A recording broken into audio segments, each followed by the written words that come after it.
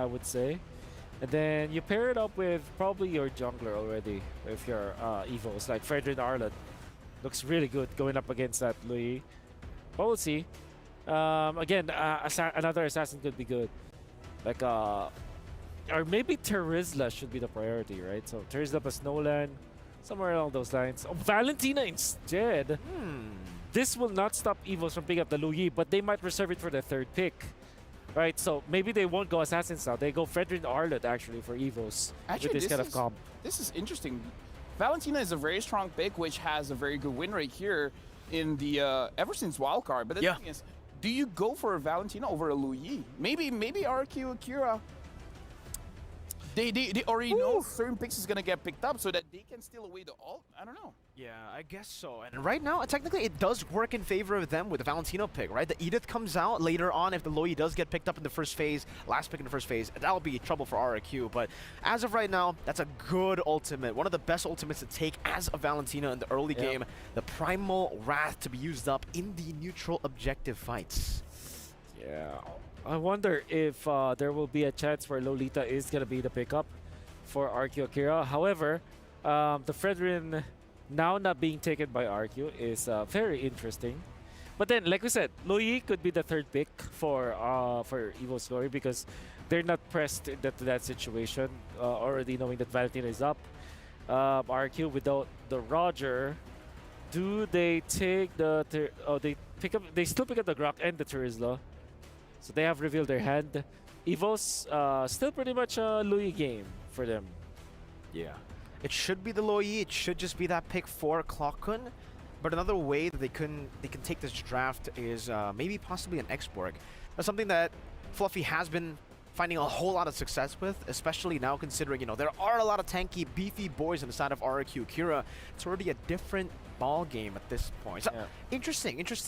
X-Borg was actually the prio pick for Fluffy for the longest time in the regular season, and then they started getting banned, so he had to move over towards the Terizla, and then the Yuzong. Yuzong could also be a pick here. We haven't seen Yuzong in the first phase for a while. Right.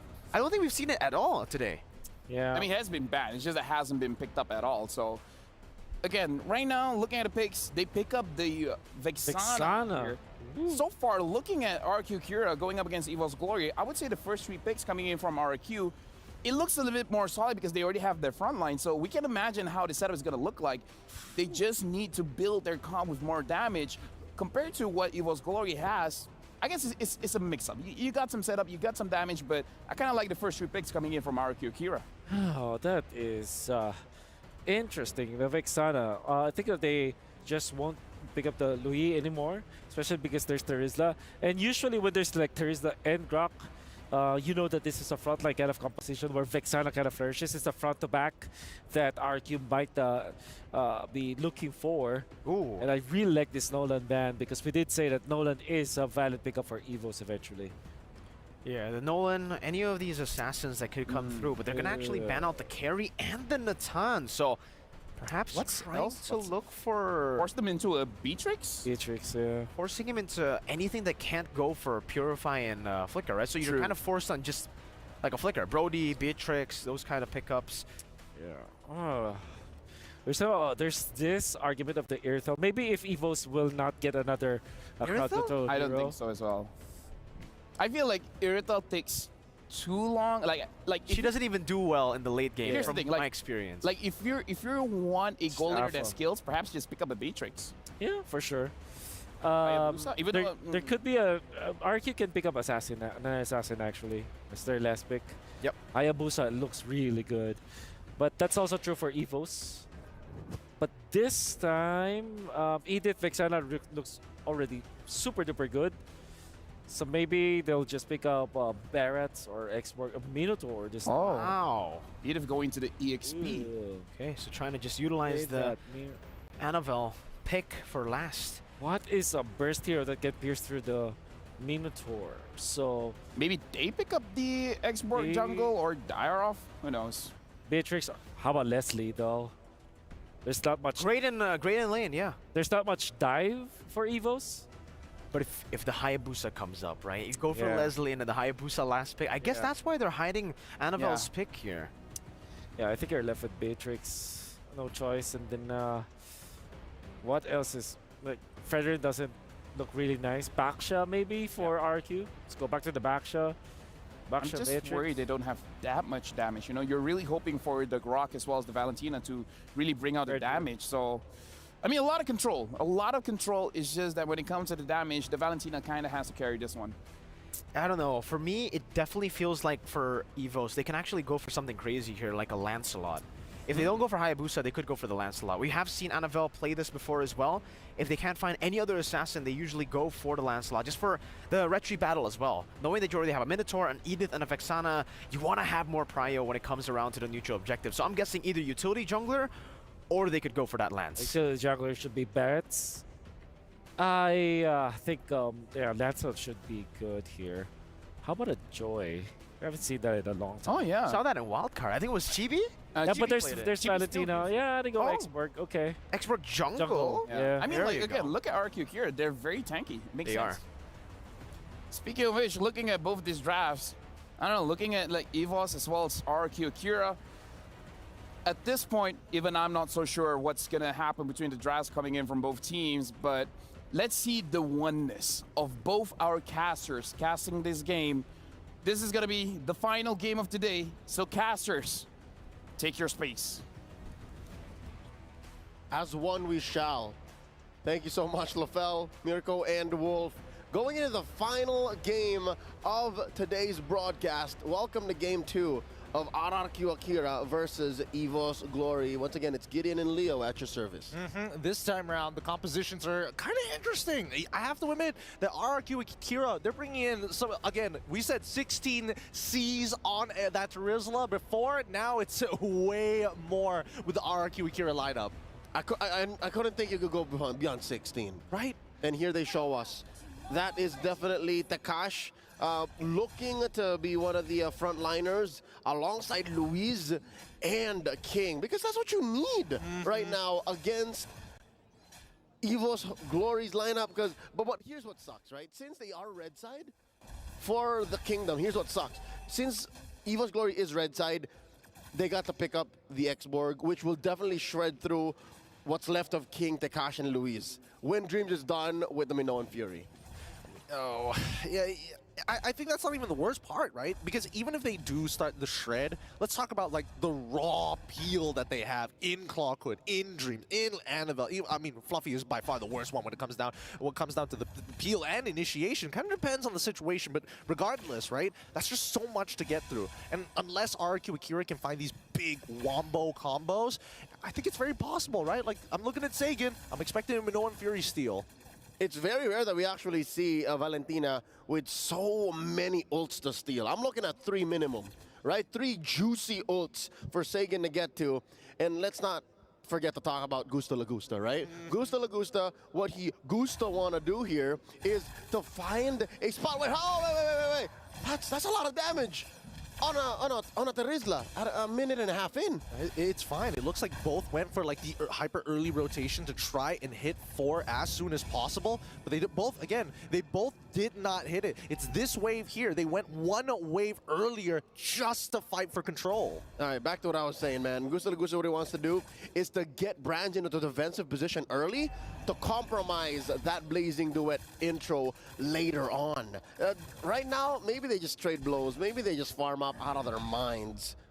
That's the best way to go, but check it out. Turtle fight now, early on, Luis from the back. Yeah, but here we go. Instantly, Clawhood is able to get on out of the Minoan Fury as well. The Eternal Guard has just dropped down, but that last Insanity is doing more than enough damage to start melting the members one by one. 2 already down, and RRQ Akira, they've flicked so many flickers, in a matter of fact, have been expended to dodge that raw damage. If only the game ended at 2.5, that was it. RRQ Akira wins, right? If all you need to do is take a turtle and kill 2 opponents, then that's it. But how do you translate? That's the question. I think that's what RRQ Akira had trouble doing in game 1. I right? agree, yeah. They had a good control of the early to mid, and then eventually they forgot, oh wait, Annabelle is just snowballing out of control. Now though, they're on to a great start. Getting how often you see 3 minutes in, 2 kills up, about 2,000 gold ahead. How often do you get this? I mean, I'm probably the wrong person to ask this question to. I'm from a region where it's pretty often. It happens all the time. But here comes the rest of the team. Great last insanity to dodge for a majority of that damage. But without that Faraga armor, it does mean that RRQ Akira can walk up pretty freely. There you go. King just stealing away, paying the iron price from Anavel's farm. And here's the thing, man. Usually you see an X-Borg in the jungle, you go like, oh yeah, it's one of the more sustainable, low-cost junglers. Nay, I say to thee, nay. You need more items to make a difference, because if not, you're a one-time last insanity kind of hero, because after that, you're nothing. This is starting to sound like Hooberstank real quick, man. But I think that for the most part of it, EVOS Glory should be able to control the tempo, right? The onus does feel like it's on RRQ to make things happen fast in this game. Yep. So now, I think they're poised to do just that. I think they can force out certain responses, given that Turtle has spawned up top. And no, I don't think they see this. I don't think they know that the river is rife with RRQ Akira troops. Like, river control at this early stage of the game isn't as important as it is like in a Lord Dance, but with rotations like this, oh, look at the blitz. Look at the blitz. So fast. They clean it up without any issues whatsoever, and they instantly utilize the rotation, the help of the speed, river flow. There's no direct term for it, but essentially the buff that gives you extra movement speed when you're heading back to your lanes once you're done with the neutral. And with that being said, they even bother walking into EVOS Glory's jungle just to scout out the positions, right? It does give us an idea that RRQ Akira might want to, well, turn up the tempo a little bit more. Oh, Sagan, he might be in some trouble here. Force the flicker away. Doesn't get hit by the Fear King. Is able to peel them off just in time. Now, the scouting mission, the recon is done. As Mr. Wagner would say, it's the fear. It's the fear that's keeping them in check, because that could have definitely been lethal for Sagan. Now they clap back, forcing out one from Anavel, popping his immortality. Yep, that Bandit's Rage is looking so very good, but now Anavel, he can't get out of it. He lost everything, all of his resources. Faraga armor on top of the early immortality, all down the drain. And with that, RRQ Akira just grow their lead even more. Gideon, we're looking at 3,000 head. 3 for 3 now, not even 6 minutes in. I think this is just a great hard read from the side of RRQ Akira, and Luis, he's doing so much on this Grok, something that EVOS Glory might have to think about. But when do we expect EVOS Glory to actually bounce back? Here's the thing. In game 1, they were playing with a jungle Ling, right? They were playing with a core assassin in the jungle, and the slower it goes, the better it is for them. But now, I don't know, they're just really waiting on brands. They're waiting on brands. I don't know if Clawcoon is the right person to look at. If you're looking at like a mid to late game power spike, sure, Vixanas are great. Clawcoon is a very talented individual. But just looking at the tapestry of skills that RRQ Akira is able to bring out at any point in the game, it's so hard to see how EVOS Glory could win in the late game, man. Well, here's the thing. My only concern for RRQ Akira is that they have no means to protect themselves against CC. No, I'm not seeing enough purifies here. I'm seeing a lot of flickers. There's zero purifies, actually. That's the thing. And that's why I feel like EVOS Glory, they could really punish somebody here if not for Luis. The Bennett's Rage already out. Fluffy is able to get out of there with the help of the Primordial Form. But now, Anavel, he's trying to breathe. Let him go. They won't let him escape the damage. And even Dreams is forced to flicker on out of there. Brands is going to unleash the Blazing Duet to say no more. Please stop. This is my offer to you. They don't ruin that boy. Anavel has been having a rough 7 minutes, man. He has. And there's nothing EVOS Glory is putting on the table. Again, I'm going to say it now. In before, this just turns out to be an anime protagonist arc wherein in the early episodes, he gets beaten down and then he learns a lesson from some authority figure, and then they figure it out. And who that is, I'm looking at brands. Again, I mentioned it earlier. It's got to be brands. It's got to come from brands. Until he gets that Trinity build, you can just see that brands, his damage is like, it's just tickling them a little, right? There's just not enough time to buy as of right now, considering that Gusta Logusta is just chunking down these towers. But here's the thing, Gideon. RRQ Akira ain't gonna stop to wait until Brands gets his Trinity. There's no honor here. There is just violence. It's just Look, raw violence. wait, where's he at now? He's at, oh, he's just at 1. He's just at DHS. Yep. I mean, Brands is having a really rough time here. I think that maybe RRQ Akira, if they can secure this next Lord, and if they can break open an inhibitor, they can set up for a checkmate angle. And that would be very surprising to see, especially against EVOS Glory. They like to play slow, but most importantly, they trade very effectively. Right now, they haven't been able to get anything back. Oh! Luis with a flicker and the wild charge. Lagusta capitalizes on the combo, and the rest of them, oh, wait, no, it's actually pretty good. The Eternal Guard does help Fluffy find one, and they get a double off of it. Clockhood able to capitalize himself. Good wombo combos. They were way too together there.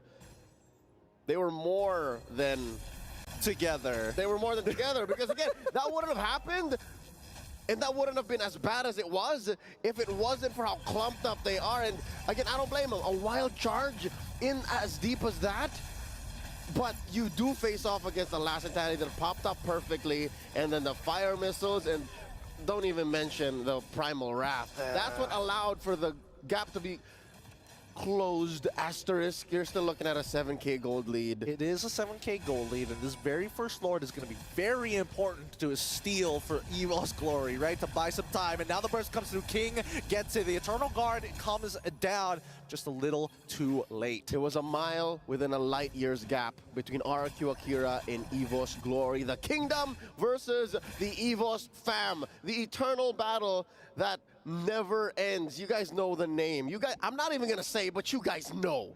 You just feel that vibe, feel that energy. You just know, as Leo says, it's coming to that point. It's getting to that checkmate angle. Yep, we're close to it. And I was gonna say, if they do find that, again, that Lord take into an inhibitor push, I'd give RRQ Akira maybe a 95% win rate. Like, that's gotta be it.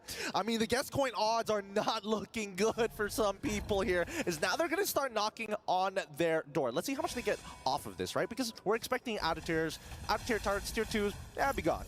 Clean, but the inhibitors, that's what makes the difference. Anival gonna get his Virago armor popped. Does have an immortality.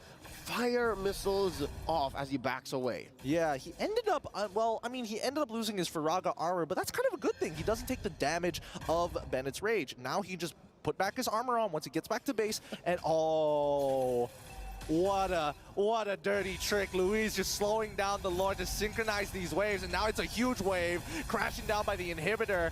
The Eternal Guard does come down, but it ends up getting blown to bits straight away. EVOS Glory maintain the high ground defense. Interesting small micro decision there done by Saigen. He stole the Primal Wrath, turned into a Fluffy's Edith for just a second, hoping to time out the Primal Wrath armorless form so that he would get extra CCs. But that would only be if they barreled down that turret and then won the fight. But again, they played a defensive play, and much respect. That's discipline. Yeah, honestly, both of these teams are like extremely disciplined. We haven't seen too many coin flips, honestly, from the side of RRQ Akira. I feel like I've seen more coin flips in game number 1 from EVOS Glory, to be fair. But those were coin flips that were necessary. They needed to do that to be able to put Anival over the top. And now, again, now that they're on the back foot, what are we looking at? Oh dear Lord, I did not expect 12,000. That's 12. Is that 12,000? No, that's 7,000. That's 7. All right, cool. That's 7,000. My math is off. Don't worry, but honestly, a 7,000 close. gold lead, it's getting pretty bad, right? We're on the cusp of it, like, being an overflowing lead for RRQ Akira. And I was in looking 25 elsewhere. seconds. Oh, you're looking elsewhere? 25 more seconds. Oh, sorry, 20 seconds, actually, until the next Lord does spawn. And we do see the corrosive side purchase from Brands. Hopefully that buys this team a little bit of time. That's a third item right there. Oh, Is it? Is that the Trinity? Can we say now that the King of Marksman is online? But who's he gonna find in the back? Best case scenario, Gusta Lagusta. But Gusta Lagusta can just flicker out of there and he's still an item up. Yeah, I think the worst part is that anybody can CC him. Luis, Takashi, King, Sagan, like anybody can hurt Brands until he gets his situationals, right? We're waiting for the Winter Crown, right? We're waiting for the Winds of Nature. That's 4 sources of CC, you're right, Gideon. He's overloaded. He's overloaded. Check it out. That's 1, 2, 3. That's yep, definitely. So he's built into his Trinity compared to Gusta Lagusta, who is on his way to his 4th core item after the BOD.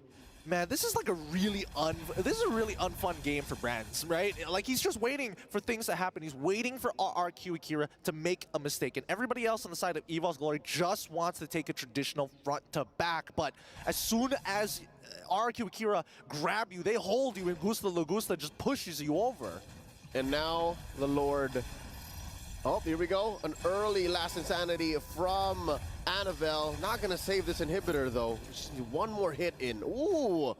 That's fine. They're not going to force it. I love the discipline, though. Proving me wrong. Yeah, I mean, it's basically as good as gone at this point, right? Anybody can just walk up, auto-attack it. It's basically going to break. You can take the wave, sure, but at the end of it, it's going to go down. Sagan finds it, and now the rest. Oh, that's insanity coming up from Annabelle, and Dreams might be in some trouble. He flickers out of there, but the penalty zone from Takashi is going to tell him, hey, no, we don't want you to leave just yet. Last insanity stolen from Sagan, able to find one, and Brad, oh, he ends up getting blown up by Gusta Lagusta.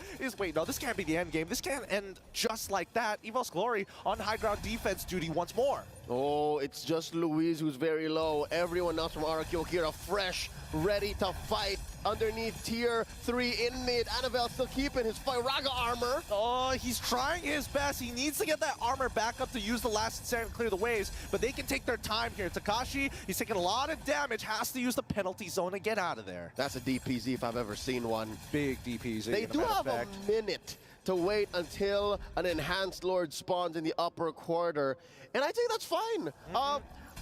At 14 minutes, when the Lord does spawn, it'll be about 15.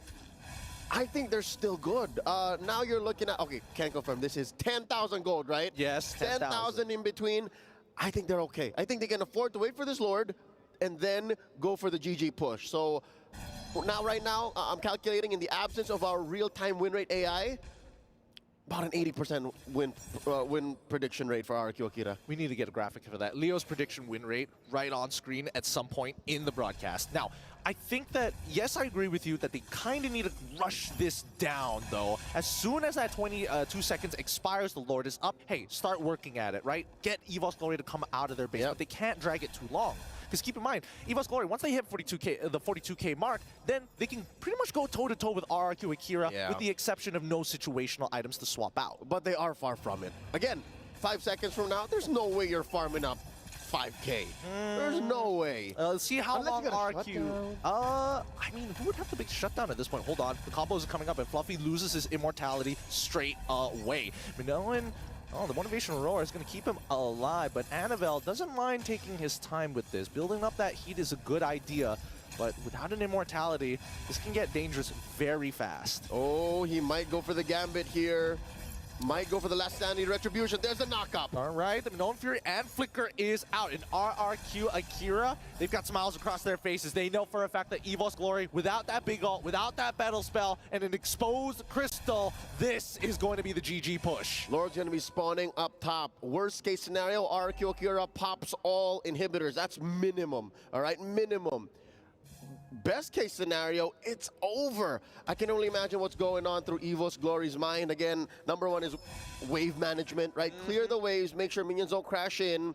They know that they're going to lose both inhibitors.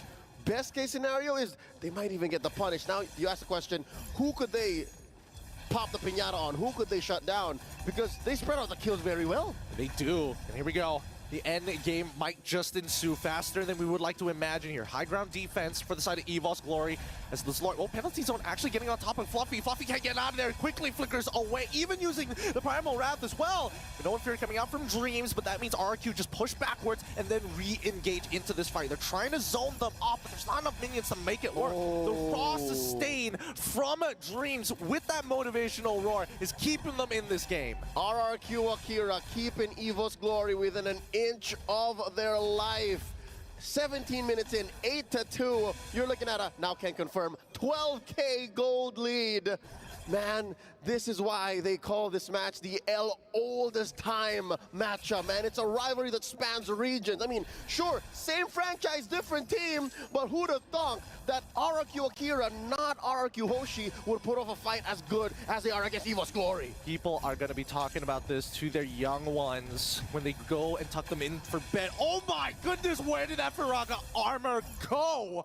Sagan has so much damage. What was that? I mean, after a wild charge plus a few right clicks, a few basic attacks, and again, with the 12k gold lead notwithstanding, best believe that Firaga armor is going to pop, but good news, at least he still has his immortality. So, Yeah. you know, no harm done. Yeah, no harm, no foul. And I think at this point, as much as I would like to say that the checkmate angle has been achieved, I think that RRQ might need to actually roll the dice a little against EVOS Glory. If not, how else are you going to risk it for the Mystic to close out this game if nothing is happening? Very minimal interactions between the two. The most is that you get resources, but you need to go above and beyond if you want to close out this game. All right, so here's one possible theory, right? One possible solution. They bait out these big-time CCs and then use the Purify. I think that's the main difference between these two lineups, right? These two comps is EVOS Glory invested in Purifies. RRQ invested mad dollars into Flickers. So what if they're able to nullify that advantage and bait out these engagements from RRQ Akira and Purify and then punish? I think the biggest problem is that EVOS Glory's comp doesn't hold space very well. They're good at taking and backing away, right? Giving and taking all the time. But RRQ Akira, they're very good at taking and sitting on top of the space, right? So that's when the BMI needs to be, well, hopefully not in a visible spot, because that means RRQ Akira are going to start creeping up. And once King is on top of that BMI, I'm sure as hell the Brands does not want to take it back. But here we go. The wild charge looking kind of good here. King still has a good chunk of his life, but in the back, Takashi just threatening from every single angle. They do not want EVOS Glory anywhere near the pit. That's right. I was going to say, even if the wild charge has been committed by Luis, there's still a penalty zone waiting, cocked and loaded, plus a flicker. I'm pretty sure EVOS Glory is aware of that, plus a flicker. Now, we're waiting for more to come in. This is about to go ahead and collapse. Oh, here we go. They're going for the rush. Oh, Dreams flickers in with the Known Fury as well to catch all four, but really not enough damage. Last Insanity doesn't connect on the right targets, but Takashi finds four! BMI into the back line, and quickly, Winter Crowns are being popped, but it's too late. The damage has been done, and RRQ Akira will run down the last remaining members of EVOS Glory. Astro Thunder live in Riyadh, about to go ahead and end this series at 1-1. You can never count out Latam. RRQ Akira take a game from EVOS Glory. GG, well played.